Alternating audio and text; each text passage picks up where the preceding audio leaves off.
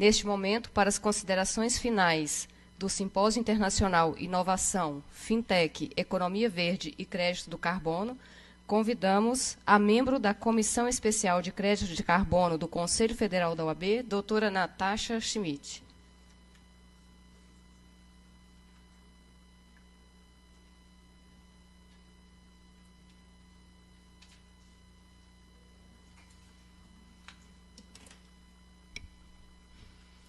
Bom dia a todos, agradecer a oportunidade por estar aqui, por aprender tanto, agradecer especialmente ao Dr. Tadeu, nosso presidente da Comissão Especial de Crédito de Carbono, teve essa iniciativa maravilhosa na OAB de assumir a frente, de estar junto pela OAB, junto aos demais órgãos, junto ao Poder Executivo, Poder Legislativo, para que a gente possa ver como o Brasil consegue deslanchar nessa agenda verde.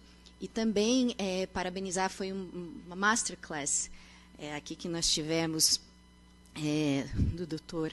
Sheng Lin a respeito de economia verde, a respeito de fintechs, e a título de conclusão, gostaria de trazer aos senhores aqui apenas uma mensagem sobre a diferença, e principalmente aqui no Brasil, para que nós entendamos a diferença entre sustentabilidade e essa agenda de descarbonização, essa agenda de mudanças climáticas, e em que ponto elas se tocam. Falamos muito aqui sobre crédito de carbono, sobre economia verde, e qual é o contexto de tudo isso? Isso vem da agenda da ONU, das ODS, que foi mencionada aqui. A agenda que estabeleceu os Objetivos de Desenvolvimento Sustentável da ONU em 2015. E dentro dessa agenda são 17 as ODS, são 17 os Objetivos de Desenvolvimento Sustentável. Um desses objetivos diz respeito às mudanças climáticas. Os demais, que também dizem respeito à agenda de sustentabilidade, também precisam ser prestigiados. E quais são eles? Por exemplo, a erradicação. Nós temos o crescimento da infraestrutura nos países, melhora na educação. Todos esses são objetivos de desenvolvimento sustentável. Por que eu chamo a atenção disso aqui? O que isso tem a ver com economia verde? O que isso tem a ver com créditos de carbono? Nós, no Brasil, nós somos olhados pelo mundo no Brasil, principalmente no pertinente às nossas florestas, como o país que vai salvar o mundo para as próximas gerações. Então, a nós é incumbida a responsabilidade de salvaguardar as nossas florestas com esse objetivo. E é um objetivo muito nobre, no qual nós, no Brasil, precisamos realmente responder esse chamado. Mas nós, justamente por entender quais são os objetivos sustentáveis da ONU, também temos uma geração atual e na qualidade de país em desenvolvimento, tal qual a China, nós também temos que olhar para a nossa geração atual. Sustentabilidade também no que diz respeito à erradicação da pobreza em relação à geração atual. Em relação à geração atual, a questão da educação. Então, como também essa economia verde, como o crédito de carbono, precisam atender o objetivo sustentável em relação às gerações atuais, como também em relação às gerações futuras.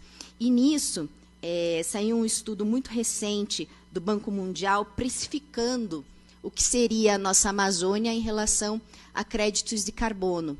E o Banco Mundial indicou que a nossa Amazônia valeria 317 bilhões de dólares por ano, caso a Amazônia fosse mantida em pé. E aqui eu pergunto, ou deixo a provocação aos senhores, para saber se esse é um valor alto ou baixo, e trazer como referência de 317 bilhões de dólares, que isso representa pouco mais de 17% do PIB brasileiro anual em relação ao ano passado, de 2022. Então, a gente está falando de um patrimônio da nossa floresta, maior patrimônio verde mundial, maior floresta tropical, hoje em pé, que vale e é precificada pelo mundo como sendo, que vai salvaguardar as próximas gerações, ela vale 17% do PIB.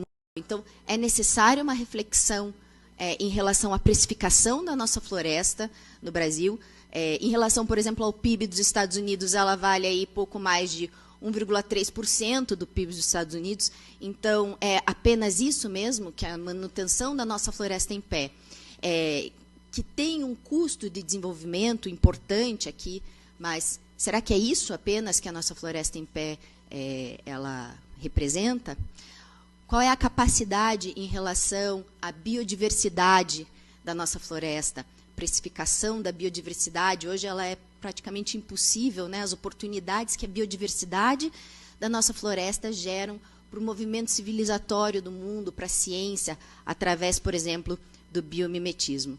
Então, gostaria de deixar aqui, a título de considerações finais, essas provocações aos senhores, agradecer mais uma vez, parabenizar pelo evento, agradecer a oportunidade de falar e devolver a palavra ao Dr. Tadeu. Obrigada.